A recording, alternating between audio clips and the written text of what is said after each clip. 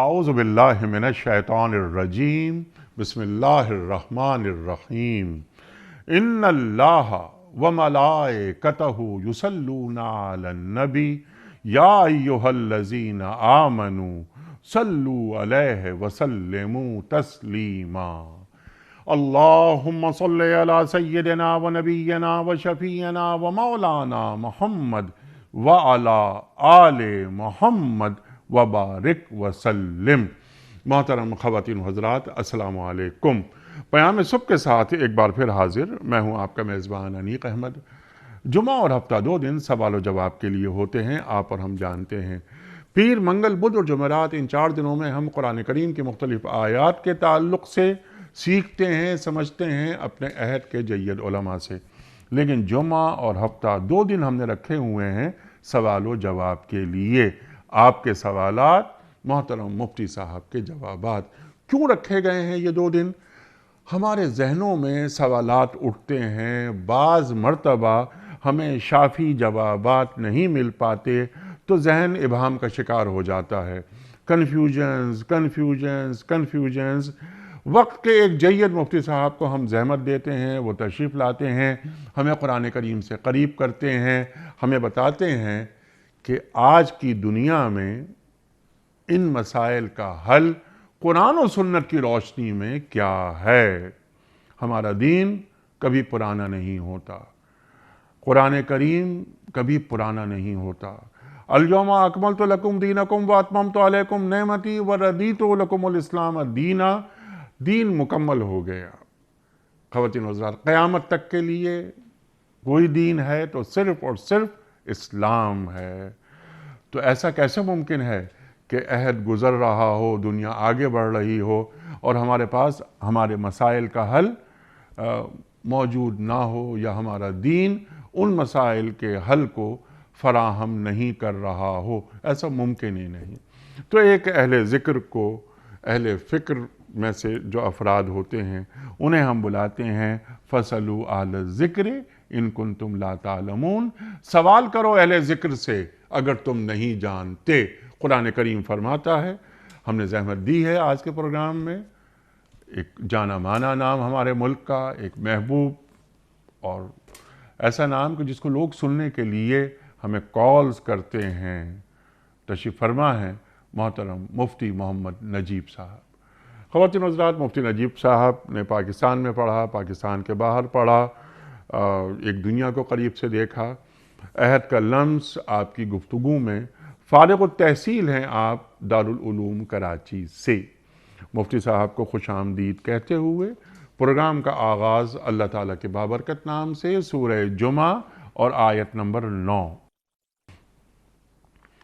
اعوذ باللہ من الشیطان الرجیم بسم اللہ الرحمن الرحیم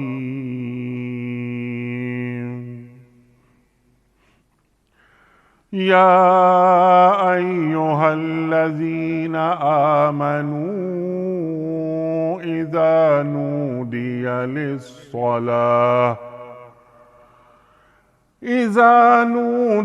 للصلاة من يوم الجمعة فاسعوا إلى ذكر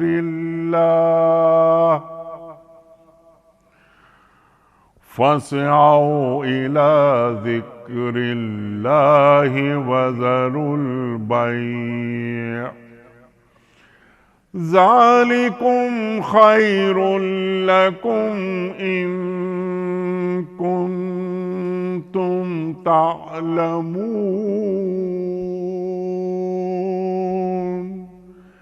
صدق اللہ العظیم۔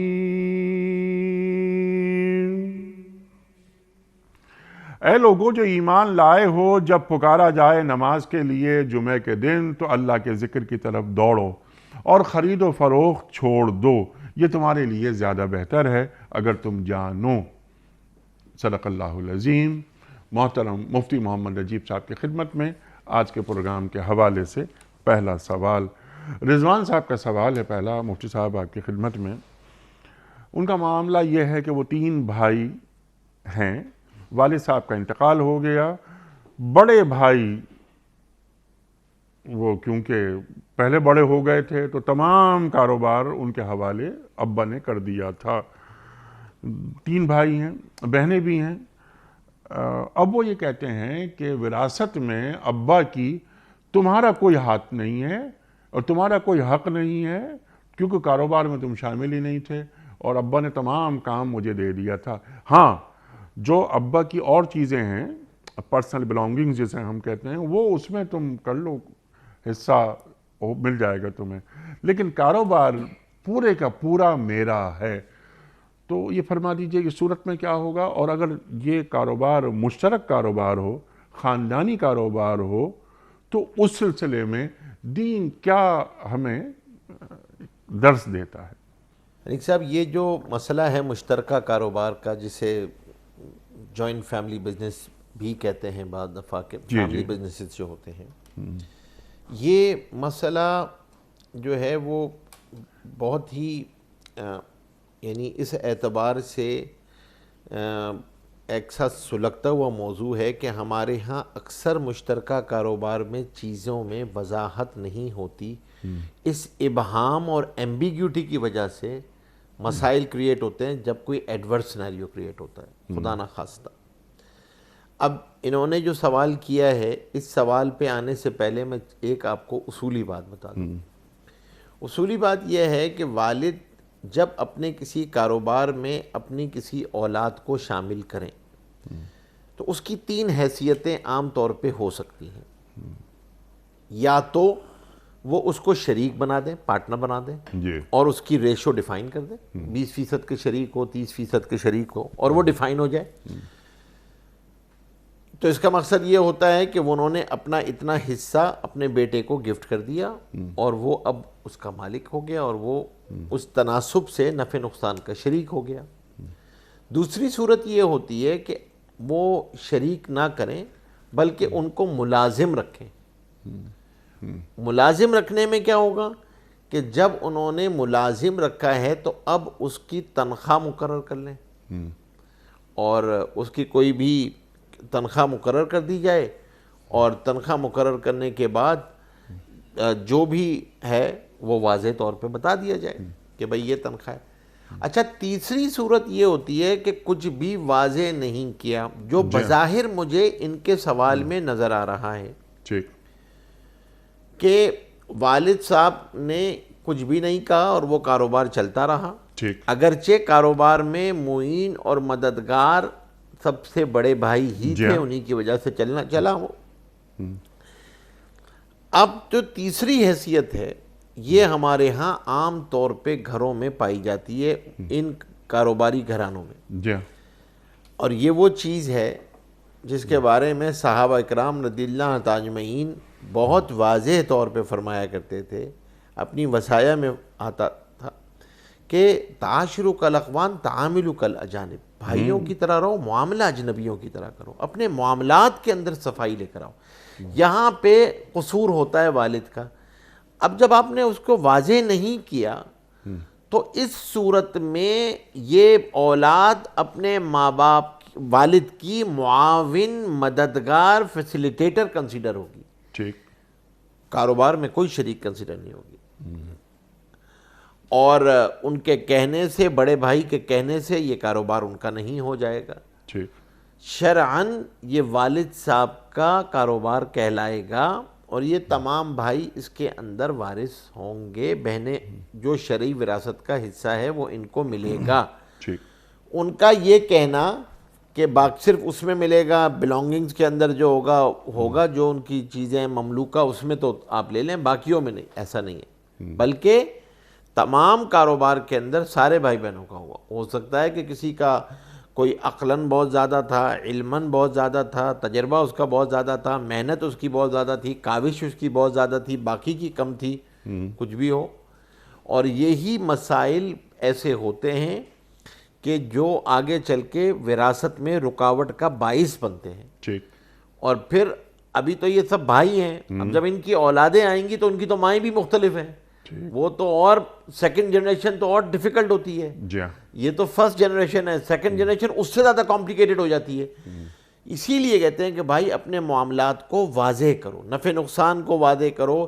آپ والد جب رکھ رہے ہیں تو یہ یا اس میں کوئی حیا نہیں ہے، کوئی شرم نہیں ہے، کوئی خوف نہیں ہے. واضح کرو کہ بھائی آپ جو ہے وہ ملازم ہو میرے پاس، بس ٹھیک ہے، جو آتا جائے گا آپ طے کر لیں.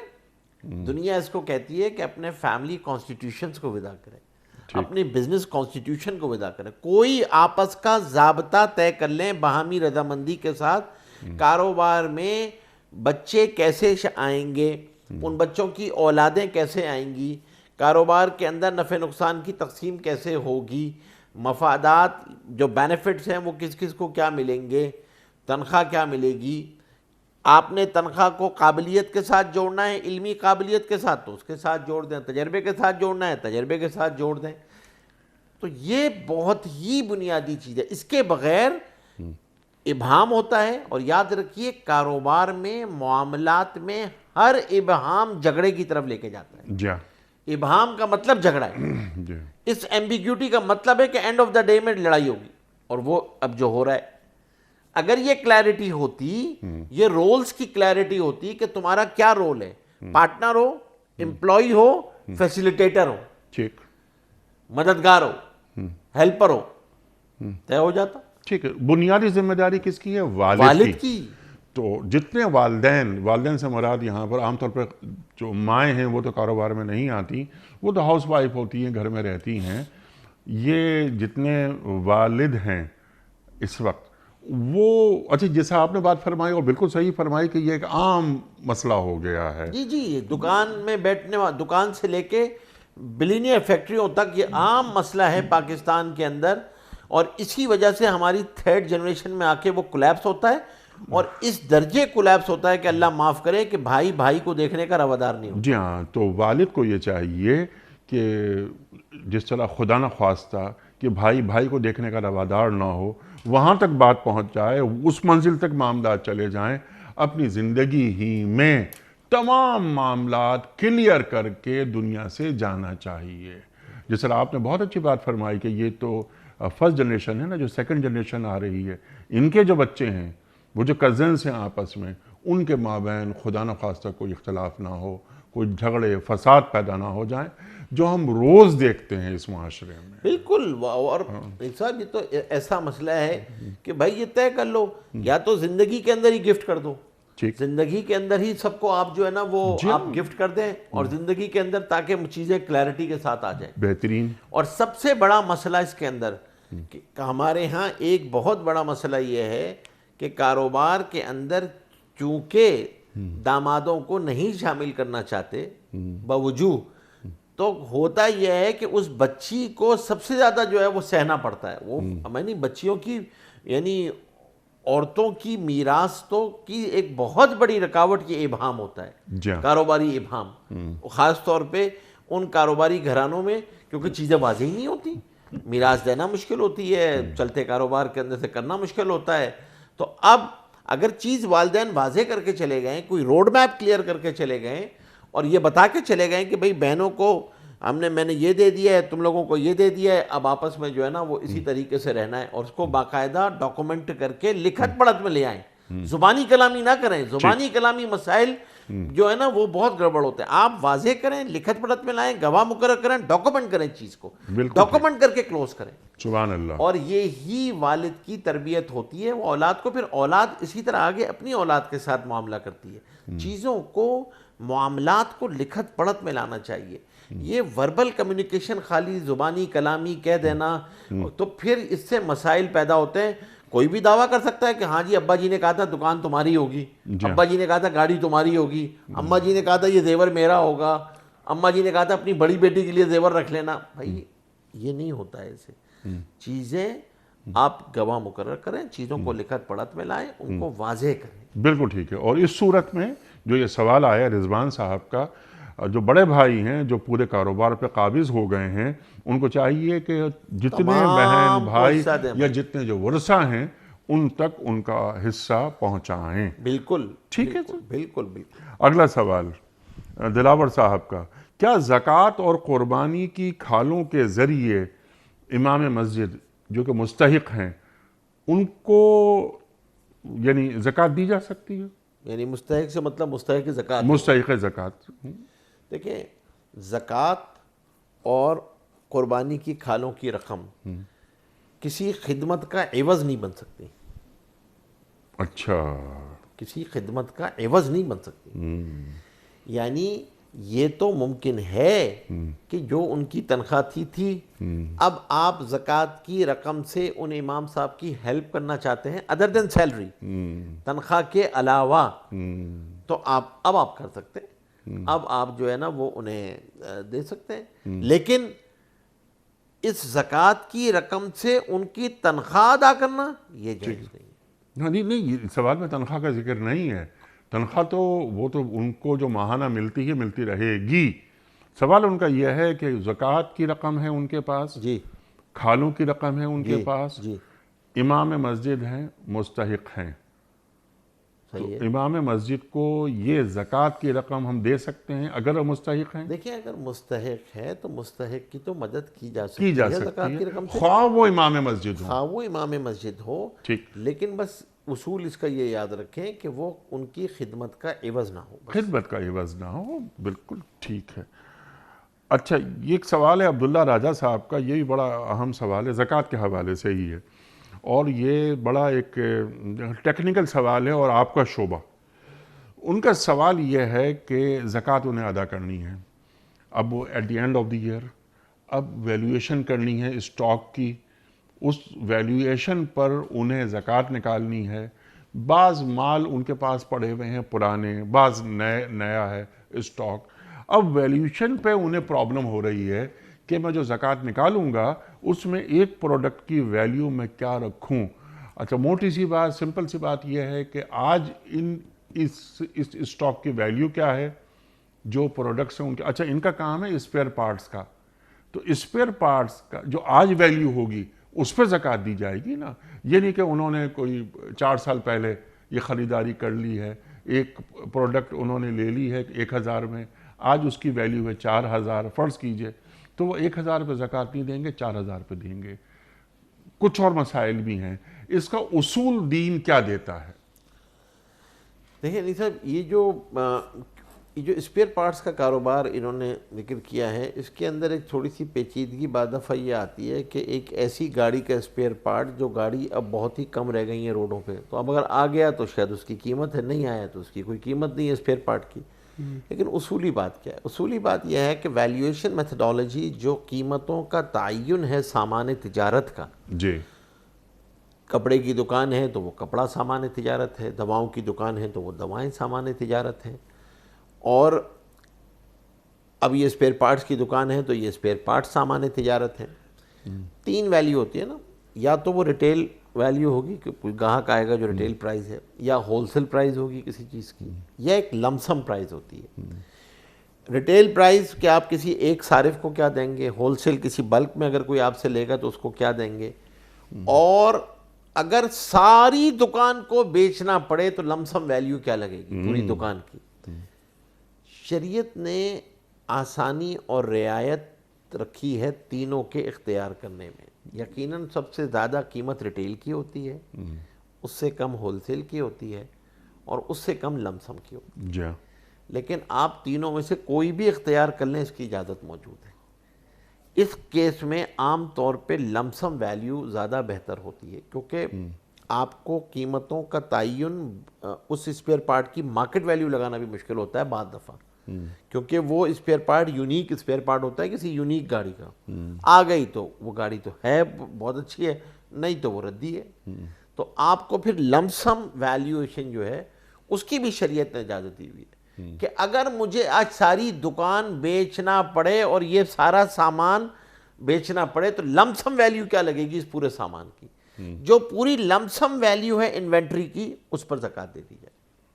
کلیئر, بہت آسان کر دیا آپ نے. سبحان اللہ, سبحان اللہ. محمد احمد صاحب, سوال ان کا بڑا اچھا ہے. سوال یہ ہے کہ وہ جس جگہ کام کرتے ہیں, یعنی انجینئر ہیں یہ, تو ان کے باس ہیں جو چیف انجینئر ہیں, انہوں نے 30 گھنٹے رکھے ہوئے ہیں اوور ٹائم کے لیے. ہر مہینے 30 گھنٹے اوور ٹائم اسٹاف کو دیا جاتا ہے. خواہ وہ اوور ٹائم کریں یا نہ کریں. تو یہ چیف انجینئر صاحب کی مہربانی ہے, وہ کہتے ہیں چلو سب کو مل جائے گا. تو ان کے ذہن میں ایک بات یہ آئی ہے, اچھا سوال آیا ہے, کہ جب ہم اوور ٹائم کرتے ہیں ہمیں اوور ٹائم ملتا ہے, یہ تو سمجھ میں آتی ہے بات, لیکن جب ہم اوور ٹائم نہیں کرتے تب بھی ہمیں ملتا ہے اوور ٹائم, تو وہ اوور ٹائم کیا حرام ہے ہمارے لیے؟ اگلا سوال ان کا یہ ہے کہ اگر وہ حرام ہے تو ذمہ داری کس پر آتی ہے, چیف انجینئر پر یا ان پر؟ ہاں یہ سوال اچھا سوال ہے کہ اللہ جل شانہ نے ان کے دل میں اس بات کو ڈالا. ورنہ یہ بھی ہمارے معاشرے کی ایک ایسی غلطی ہے کہ اس جھوٹ کو, اس غلط بیانی کو کوئی جھوٹ نہیں سمجھتا. بنیادی طور پہ جو چیف انجینئر صاحب یہاں پہ کر رہے ہیں اپنے ملازمین کی خیر خواہی کی نیت سے کہ بھائی ان کو مل جائے, تو اصل میں اپنی آخرت کو تباہ کر کے یہ خیر خواہی کر رہے ہیں. کیونکہ جھوٹ بول کر خیر خواہی کرنا, غلط بیانی, اگر آپ اتنے ہی خیر خواہ ہیں تو ان کی تنخواہیں بڑھوا دینا, یا یہ اوور ٹائم کے پیسے اپنی جیب سے دے دینا, جیب سے دے دفتر کے پیسے جا رہے ہیں, دفتر کے پیسے جا رہے ہیں جس کا انہیں کوئی اختیار نہیں ہے. کیونکہ جب وہ یہ سائن کریں گے کہ انہوں نے 30 گھنٹے یہاں پہ کام کیا ہے, تو وہ ہر سائن پہ جھوٹ بولیں گے, ہر امپلائی کے سگنیچر پہ جھوٹ بول رہے ہوں گے, ہر ایک کی سیلری شیٹ پہ جھوٹ بولیں گے وہ. اور جب جھوٹ بول کے غلط بیانی سے تنخواہ آئے گی تو وہ حرام ہے. چونکہ ان کے بھی علم میں ہیں, جنہوں نے جو سائل ہیں سوال پوچھنے والے, کہ میں نے اوور ٹائم تو کیا ہی نہیں ہے, تو یہ جھوٹ ہے. اور ان کو بھی علم ہے کہ انہوں نے اوور ٹائم نہیں کیا ہے, تو دونوں گناہ گار ہوں گے. وہ زیادہ گناہ گار ہیں کیونکہ وہ روک سکتے تھے, انہوں نے نہیں روکا, اور انہوں نے اس کو کہہ دیا کہ ہاں جی انہوں نے جو ہے وہ کیا ہوا ہے. کیونکہ یہ بھی دستخط کریں گے کہ ہاں میں نے اوور ٹائم کیا ہے, وہ بھی دستخط کریں گے ہاں انہوں نے اوور ٹائم کیا ہے. تو غلط بیانی سے اس اوور ٹائم کے پیسے لینا یہ حرام ہے. کیونکہ یہ تو کیونکہ جو بھی مالک ہے, پتہ نہیں پرائیویٹ ہے گورنمنٹ ہے جو بھی ہے, تو گورنمنٹ ہوگی تو گناہ اور بڑھ جائے گا, کیونکہ اتنی ریاست کا, اتنی عوام کا آج گناہ گار ہوں گے. پرائیویٹ ہوگا تو بھی اس مالک نے چیف انجینئر صاحب کو یہ تھوڑی اجازت دی ہے کہ وہ پیسے بانٹتے پھریں. اور اگر چیف انجینئر صاحب اتنے ہی با اختیار ہیں تو مالک سے بھائی تنخواہ بڑھوا لیں, اگر اتنی ہی خیر خواہی ہے, یا جیسے آپ نے فرمایا اپنی جیب سے دے دیں, تو ٹھیک ہے, آپ کی خیر خواہی ہے, اللہ جل شانہ آپ کے رزق میں برکت دے گا, اللہ آپ کو اور دے گا. لیکن یہ طریقہ کار غلط بیانی سے اپنی آخرت کو تباہ کر کے دوسروں کے ساتھ خیر خواہی, انیس صاحب اس کی دین اجازت نہیں کرتا, سراسر حرام ہے. سراسر حرام, یعنی آفس کے پیسوں پر اپنے نمبر بنائے جا رہے ہیں, یہ دین اس کی گنجائش نہیں دیتا. اچھا ایک سوال اس ضمن میں, وہ سوال یہ ہے کہ بہت سارے اداروں میں اوور ٹائم دینے کا رواج ہی نہیں.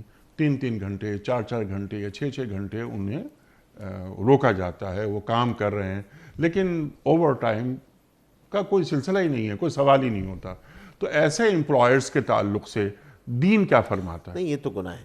اس لیے بھی گناہ ہے کہ قانوناً اور شرعاً آپ نے اس کو کہا تھا کہ بھائی تم 6 گھنٹے کے ملازم ہو, اور آپ نے 6 گھنٹے کی اجرت طے کی تھی, ٹھیک, اور توقع آپ یہ رکھتے ہیں کہ تم 9 گھنٹے بیٹھو گے یا 10 گھنٹے بیٹھو گے. کیوں توقع رکھتے ہیں آپ؟ آپ نے اس کے 4 گھنٹے کیوں روکے؟ وہ بیچارہ مجبور ہے, اس کو تو پتا ہے کہ ہو سکتا ہے اس کو بیچارے کو کہیں اور نوکری نہیں مل رہی ہے, تو وہ تو مجبوری سے بیٹھا ہے. لیکن تم تو ظالم ہو نا, تم تو ظلم کر رہے ہو نا, تمہارا شمار تو ظالموں میں ہوگا نا. تو اب نہ یہ عدل ہے. اللہ جل شانہ فرماتے ہیں ان اللہ یأمر بالعدل والإحسان وإیتاء ذی القربى وینہی عن الفحشاء والمنکر والبغی. تو یہ تو بغی ہے نا, یہ تو ظلم ہے. تم نے اس پر ظلم کیا, یہ عدل تھوڑی ہے. تنخواہ دی 6 گھنٹے کی, کام لیا 9 گھنٹے کا, اور پھر قانوناً بھی بعض جگہوں پہ تو بعض جو سیلری شیٹ ہے وہاں پر تو آپ کو قانوناً بھی اوور ٹائم دینا لازم ہے. تو آپ نے حکومت وقت کا بھی گناہ گار ہوئے, شرعاً بھی گناہ گار ہوئے. اور یہ طریقہ, اور بعض جگہوں پہ تو انیس صاحب یعنی آپ ACR evaluation annual confidential report ہی, سالانہ جو خفیہ رپورٹ ہوتی ہے جو بنتی ہے, وہی اس بنیاد پہ بنتی ہے. اچھا بھائی یہ بتاؤ شام کو 5 بجے کے بعد کون کون دفتر میں بیٹھتا ہے؟ لا حول ولا قوت الا باللہ.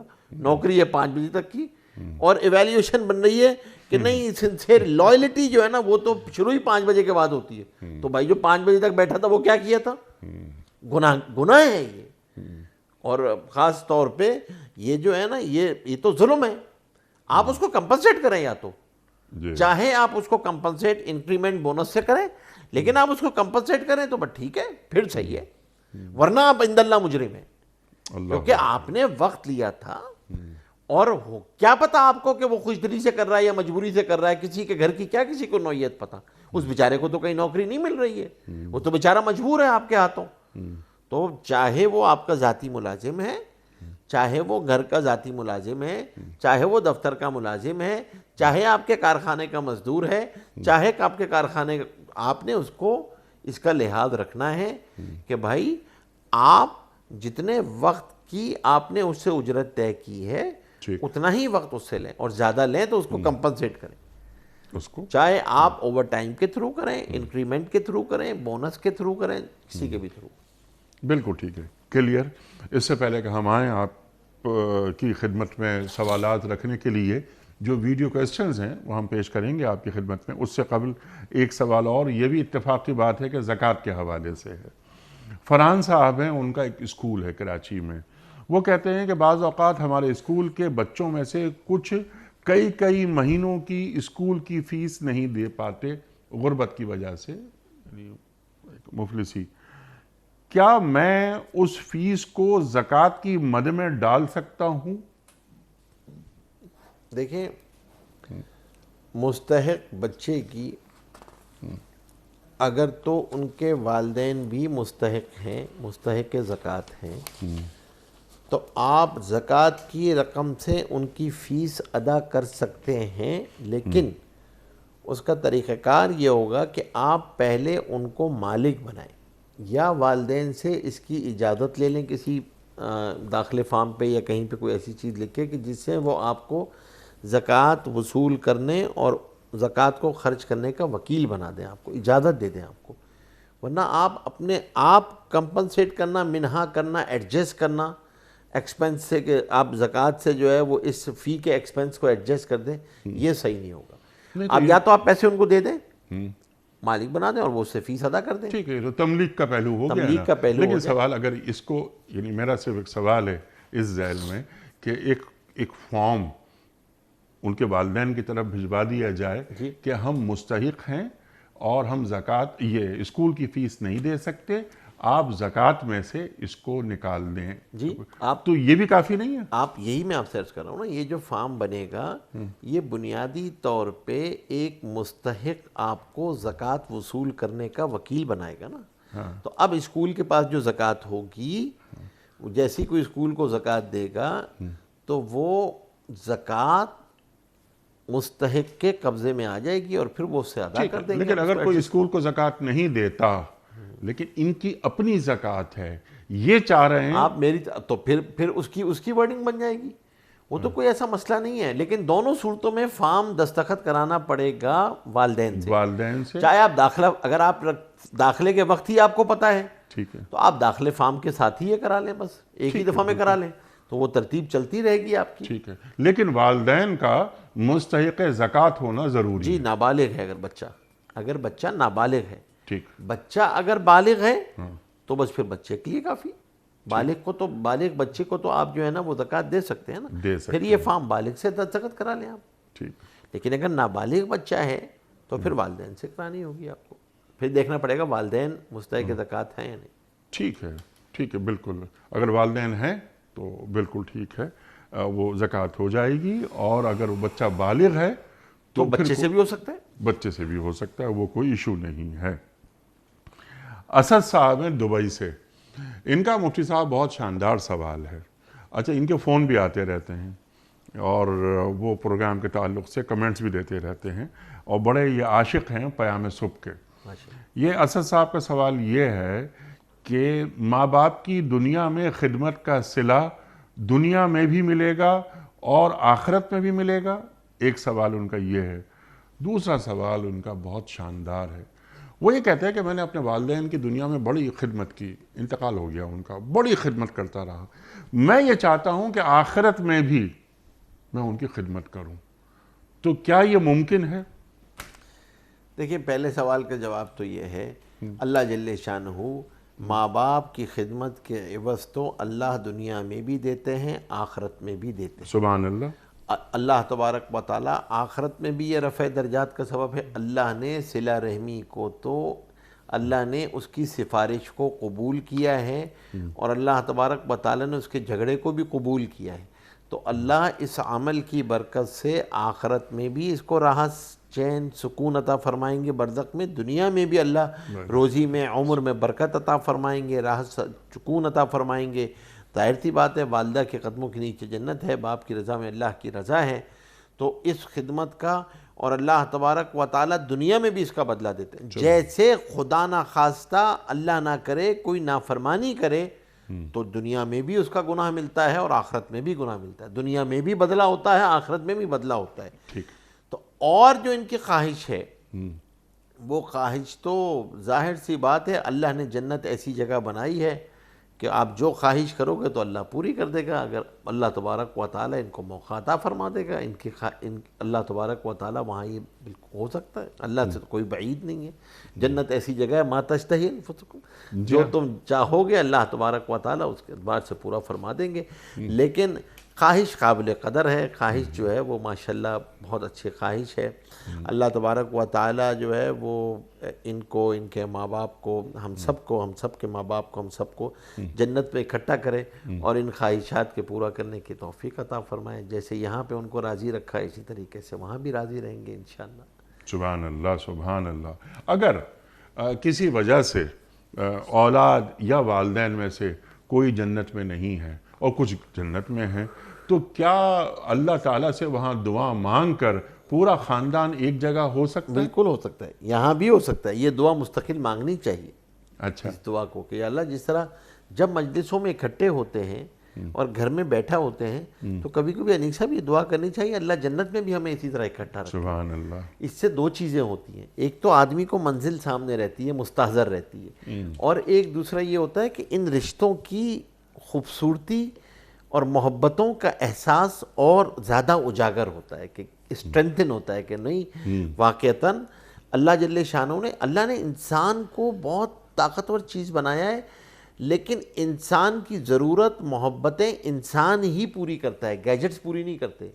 تو جب بیٹھے ہوتے ہیں نا، جو فیلنگ جب والدہ ہاتھ رکھتی ہے، باپ ہاتھ رکھتا ہے، سبحان اللہ، وہ جو فیلنگز ہے نا وہ تو پوری باڈی کا ایک ایک ڈی این اے محسوس کرتا ہے، اور ایک ایک ڈی این اے محسوس کرتا ہے، اس کا کوئی بدل ہی نہیں ہے۔ تو ظاہر سی بات ہے جب یہ موجود ہوں جب بھی یہ دعا کرنی چاہیے، جب ان کی زیارت کرے جب بھی دعا کرنی چاہیے، اپنی اولادوں کے ساتھ بیٹھا ہو جب بھی دعا کرنی چاہیے کہ یا اللہ جیسے یہاں پہ تو نے ہم کو عافیت کے ساتھ اکٹھا رکھا، جنت میں بھی ہمیں عافیت کے ساتھ اسی طرح اکٹھا رکھنا چاہیے۔ اور یقیناً ان کی دعاؤں کی برکت سے اللہ ان کی دعائیں قبول فرماتے ہیں۔ ماں باپ کی دعائیں بھی قبول ہوتی ہیں اولاد کے حق میں، اولاد کی دعائیں بھی قبول ہوتی ہیں ماں باپ کے حق میں، ان کی دعائیں قبول ہوتی ہیں۔ تو اسی لیے تو علماء نے لکھا ہے نا کہ جنت اور دوزخ کے تذکرے جو قرآن کریم نے بیان کیے ہیں یہ ایمان کا پریزرویٹو ہے، ایمان پریزرو رہتا ہے اس سے، کیونکہ آدمی کو شوق پیدا ہوتا ہے، منزل سامنے رہتی ہے، تو پھر آدمی کو اس کو سامنے رکھ کر عمل کرنا آسان ہوتا ہے، اور آدمی کے لیے شوق بھی بڑھتا ہے، موٹیویشن بھی ہوتی ہے۔ تو ہمیں اس کی کوشش کرنی چاہیے، دعا بھی کرنی چاہیے ضرور، اور اللہ سے کوئی بعید بھی نہیں۔ اللہ تبارک و تعالیٰ جس طرح دنیا میں راحت چین سکون عافیت کے ساتھ خوشیوں کے ساتھ اکٹھا رکھا ہے، آخرت میں بھی اسی طرح جنت میں ہم سب کو اکٹھا رکھے۔ سبحان اللہ، سبحان اللہ۔ اور آپ نے جو ہم سب کو کہا اس میں دوست بھی آتے ہیں، سب آتے ہیں جب آدمی بیٹھے، جن دوستوں کے ساتھ بیٹھے ان کا دیکھیں ہر وہ رشتہ جس کا آپ کے ساتھ تعلق ہے اس کا حق آپ پہ ہوتا ہے کہ اس کے لیے دعا کریں۔ سبحان اللہ۔ اور پھر وہاں اللہ تعالیٰ قرآن کریم میں فرما رہا ہے نا کہ پھر اس کے بعد یہ پڑھیں گے کہ الحمدللہ الذی ہدانا لہذا وما کننا لنہتدی لولا ان ہدانا اللہ۔ بے شک بے شک بے شک اللہ ہی کی طرف سے، وہ انعام تو اللہ کی طرف سے ہوگا، اور اللہ کی ہدایت نہیں ہوتی تو ہم جنت میں کیسے پہنچ پاتے؟ کو بالکل کہاں پہنچ پاتے. یہ تو محض اللہ کا کرم ہے, محض اللہ کا انعام ہے. بے شک بے شک. مفتی صاحب کچھ ویڈیو کوئسچنز آپ کی خدمت میں. پہلا سوال مفتی صاحب کے لیے.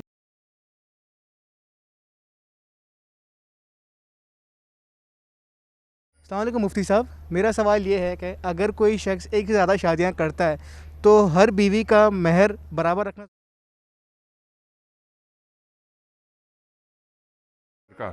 دیکھیں مہر جو ہوتا ہے نا وہ تو اصل میں عورت کا حق ہوتا ہے, تو وہ تو جس خاندان سے جس جگہ سے وہ آ رہی ہے ان کے خاندان میں جو اس کا عرف ہے وہ رکھا جائے گا.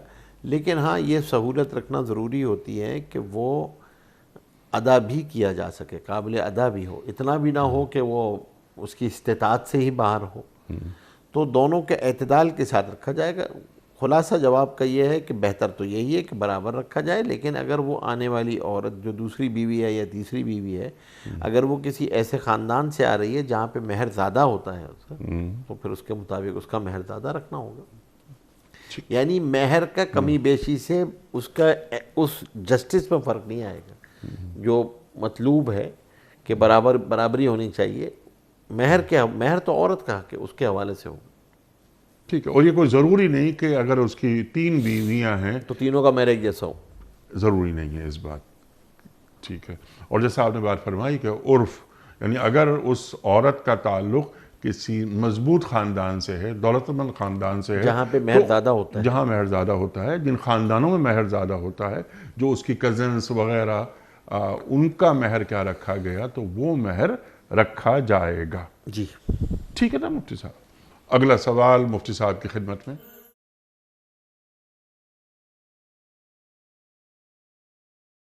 السلام علیکم مولانا صاحب, میرا آپ سے سوال یہ ہے کہ شوہر کی ہر بات بیوی کے لیے ماننا ضروری ہے کیا؟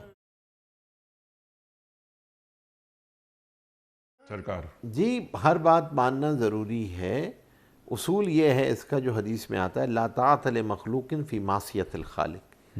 ہر وہ حکم مانا جائے گا جس میں اللہ کی نافرمانی لازم نہ آتی ہو. لیکن اس میں ہمیں خیال یہ رکھنا چاہیے کہ اس کی بیوی کی بھی جو ہے وہ راحت کا خیال رکھا جائے. اس کی ظاہر سی بات ہے بیوی کو حکم ہی یہ ہے, اس کا اجر یہ ہے کہ وہ اپنی شوہر کی اطاعت کرے, اور لیکن کوشش یہ کرنی چاہیے کہ اس کی راحت کا بھی خیال رکھے. اور کوئی ایسا حکم دینا تو جائز نہیں ہوگا جس سے اللہ کی نافرمانی لازم آتی ہو. ٹھیک, یہ خاص طور پہ لحاظ رکھا جائے. ٹھیک. اچھا, جو آپ نے بات فرمائی بالکل واضح ہو گئی ہے بات بالکل, کہ اللہ تعالیٰ کی نافرمانی میں مخلوق کی اطاعت نہیں ہو سکتی. ہاں, مثال دو کہ بھائی مجھے پردہ, مجھے جو ہے نا یہ اچھا نہیں لگتا کہ تم سر ڈھانپ کے چلتی ہو, ٹھیک ہے, تم سر کھول کے چلا کرو. تو اب یہ تو جائز نہیں ہوگا, نہیں تو نافرمانی. یہ صبح اٹھ کے جو نماز پڑھتی ہو یہ اچھا نہیں لگتا, ٹھیک, اب یہ تو جائز نہیں ہے نا. یہ تو اس جگہ پہ کوئی فرما برداری نہیں ہے شوہر کی. جی ہاں, دیر از اے لائن بیہائنڈ, ایک کراس, کوئی لائن اگر شوہر لائن کراس کرے گا تو وہاں فرما برداری نہیں. ٹھیک ہے. لیکن اگر دنیا دارانہ انداز میں کچھ فرمائشیں ہوں وہ تو اس کو پورا کرنا ضروری ہے. اس کو پوری کرنا ضروری ہے, اس کی اطاعت ہے, اس کے لیے اجر ہے اس کے اندر. بھائی اس کا تو اجر ہے, اس کا جہاد ہے, یہ گھر کی خدمت ہے. ٹھیک ہے, اس کا تو سب کچھ ہے, اس کی تو عبادتیں ہیں, سب کچھ ہے. بھائی اس کو تو اللہ جل شانہ نے گھر کے اندر جو یہ خدمات انجام دے رہی ہے اس کو اللہ نے کمپنسیٹ کیا ہے اس کی باہر کی خدمات سے, کہ وہ باہر اور اللہ تبارک و تعالی باہر جا کر کوئی خدمات انجام دیتی, وہ گھر میں جو کچھ کر رہی ہے, بچوں کی تربیت کر رہی ہے, کھانا پکا رہی ہے, سب کچھ کر رہی ہے, یہ اس کے لیے اجر کا باعث ہے. ٹھیک ہے. لیکن اگر بعض اوقات ہم نے یہ دیکھا ہے اپنے معاشرے میں, ہم سے زیادہ آپ جانتے ہیں کہ بعض اوقات فرمائشوں کی جو تعداد ہے یا اس کی سطح ذرا بلند ہو جاتی ہے, تو ان فرمائشوں کو پورا کرنا, یا ایک چھوٹی سی بات یہ ہوتی ہے کہ مجھے اپنے میکے جانا ہے اور بار بار جانا ہے مجھے, تو وہ کہ بھائی ابھی تو پچھلے ہفتے گئی تھیں, رک جاؤ وغیرہ وغیرہ, یا اس طرح کی بہت ساری فرمائشیں ہوتی ہیں. یا روز شام کو کھانا باہر کھانا ہے. مثال کے طور پر یہ ہم دیکھتے ہیں کراچی میں کہ بعض فیملیز روز رات کا کھانا باہر کھاتی ہیں, کہ صاحب وہ ابا آئیں گے یا شوہر آئیں گے, وہ ہمیں لے کے جائیں گے سب باہر, اور ہم باہر بیٹھ کے. افسوسناک بات یہ ہے کہ ہمارے شہروں میں اب لے دے کر تفریح صرف باہر کھانا ہی رہ گیا ہے. کتنا افسوس کا یہ تو مقام. بہت المیہ کا مقام ہے. تو یہ اگر اس طرح کی فرمائش اگر بیوی کر رہی ہے یا اولاد کرتی ہے. دیکھیں بیوی کو بھی کراس کرنے کی اجازت نہیں ہے لائن. وجہ اس کی یہ ہے کہ اگر اس کی وجہ سے یہ شوہر اسراف یا تبذیر میں جا رہا ہے یا خدا نہ خواستہ قرض لے کے کھا رہا ہے, اب ہے تو نہیں, تنخواہ تو ختم ہو جاتی ہے 10 دن میں, اب سارے خرچے کریڈٹ کارڈ سے پورے ہو رہے ہیں, یہ سارے خرچے قرض لے کے پورے ہو رہے ہیں, تو یہ جائز نہیں ہے یہاں پہ, کیونکہ یہ تو آسائش نہ ہوئی نا, یہ تو نمائش ہو گئی. یہ تو ضرورت نہ رہی نا. اللہ جل شانہ نے ضرورتوں کے پورا کرنے کی اجازت دی ہے خواہشات کو, آسائش کی حد تک بھی اجازت دی ہوئی ہے, لیکن اگر وہ نمائش کے زمرے میں جا رہا ہے, جیسے آپ نے فرمایا روزانہ کوئی جا رہا ہے کہ بھئی میں تو روزانہ ہی باہر, اسی طرح میکے میں جانا ہے, آپس میں باہمی رضامندی سے طے کر لیا جائے بیٹھ کے کہ بھائی کب جانا ہے تم نے, روزانہ تو نہیں جا سکتے نا, ورنہ تو روزانہ ظاہر سی بات ہے بچوں کی تعلیم متاثر ہوگی, تربیت متاثر ہوگی, گھر کا نظام متاثر ہوگا, ساری چیزیں متاثر ہوں گی. تو خانگی ذمہ داری اس کی مین جے ڈی ہے, اس کی مین ریکوائرمنٹ ہے, ماں ہونا اس کی مین ریکوائرمنٹ ہے. تو اصل تو چیزیں وہ ہیں نا, ان کو دیکھ کر ترجیحات وہ ان سب کو دیکھ کے طے کرے گی اپنی ترجیحات. سبحان اللہ. گھومنا ترجیحات نہیں ہے, باہر جانا ترجیحات نہیں ہے, بچوں کی تربیت ترجیحات ہے, شوہر کی خدمت یہ ترجیحات ہے. اور دین میں اللہ نے اس میں اس کا اجر رکھا ہوا ہے, یہ اس کی دینداری ہے, یہ اس کا دین ہے اس کا. سبحان اللہ. اور تاکہ وہ اپنے گھر کا ماحول ایسا رکھے کہ جیسا اللہ اور اللہ کے رسول صلی اللہ علیہ وآلہ وسلم ایک مسلمان بیوی سے, ایک امتی بیوی سے دیکھنا چاہتے ہیں کہ تمہارے گھر کا ماحول ایسا ہے یا نہیں. یہ باہر کھانا یا فرمائشوں کی ایک لمبی قطار وغیرہ وغیرہ, یہ فرمائشوں کو ویسے خواہشات کو ذرا کم رکھنا چاہیے تاکہ نسلوں پر مثبت انداز سے اثرات مرتب ہوں. بے شک. ٹھیک ہے مفتی صاحب, اگلا سوال مفتی صاحب کی خدمت میں.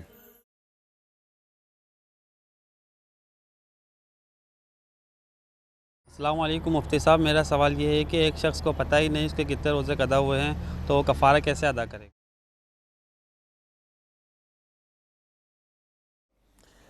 ایک تو یہ ہے کہ کفارہ تو ہے نہیں, اصل تو قضا ہے.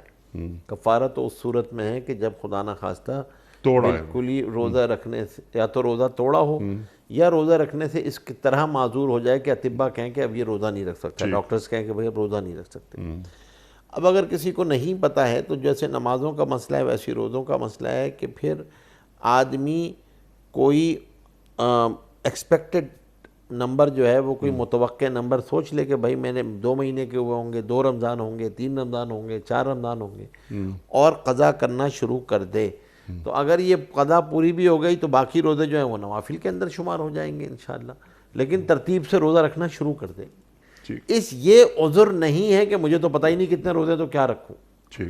آپ روزہ رکھنا شروع کر دیں اور اس نیت سے کہ یا اللہ یہ قضاء عمری کا روزہ میں رکھ رہا ہوں, تو یہ رکھنا شروع کر دیں.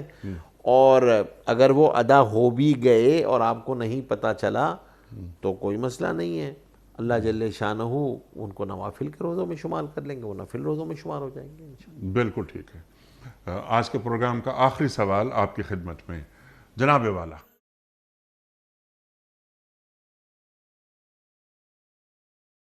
السلام علیکم, میرا مولانا صاحب سے یہ سوال ہے کہ اسلام میں لباس کی حد کیا بیان کی گئی ہے؟ لباس کی حد سے مراد میرے خیال ہے کہ وہ کہنا چاہ رہی ہیں لباس کے آداب, اصول وغیرہ وغیرہ ارشاد. دیکھیں بنیادی چیز تو یہ ہے کہ لباس اللہ نے ستر کو ڈھانپنے کے لیے بنایا ہے. اس میں ظاہر سی بات ہے مرد اور عورت کے درمیان فرق ہے. عورت کے لیے ستر جو ہے وہ سر بھی جو ہے وہ سر کے بال بھی جو ہے وہ ڈھانپے جائیں گے, اس کا جسم کا کوئی حصہ جو ہے وہ کھلا ہوا نہیں ہونا چاہیے. ہاتھ اور پاؤں جو ہے وہ ضرورت کی بنا پہ کھلا ہوتے ہیں, تو وہ ورنہ اس کو ڈھانپنا چاہیے. اس کو کہیں گنجائش ہو تو چہرے کی بھی گنجائش دی گئی ہے, لیکن اصل یہ ہے کہ عورت کا ستر جو ہے وہ پورا جسم ہوگا. اسی طرح مرد کا ستر ہے. پھر اس کے ساتھ ایک ستر کے ساتھ ایک اور چیز بھی ہے کہ وہ اتنا کھلا ہو کہ جسم کے اعضاء نظر نہ آتے ہوں, جسم کے اعضاء نظر نہ آئیں. یعنی خدا نہ خواستہ اتنا چست لباس نہ ہو کہ جسم کے اعضاء کی ساخت نظر آتی ہو تو یہ بھی جائز نہیں ہے.